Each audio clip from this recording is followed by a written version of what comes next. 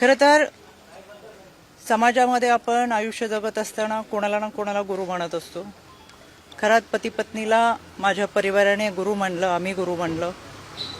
आणि काही वेळा तिथं होत असलेला कार्यक्रम, मग तो महाशिवरात्रीचा असेल, गुरुपौर्णिमेचा असेल, या कार्यक्रमाच्या निमित्तानं विद्यार्थ्यांच्या शैक्षणिक साहित्य वाटपाचा असेल, या निमित्तानं आम्ही उपस्थित राहत होतो.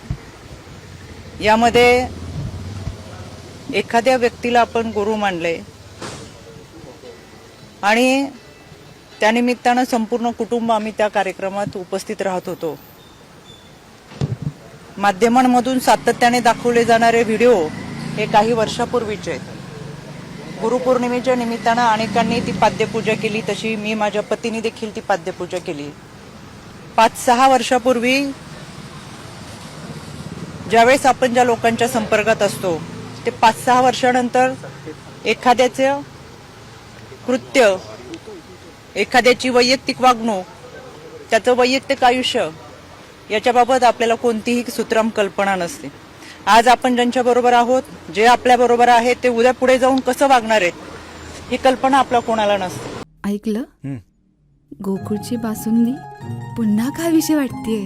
खरं सांगू, मलाही खावीशी वाटतेय.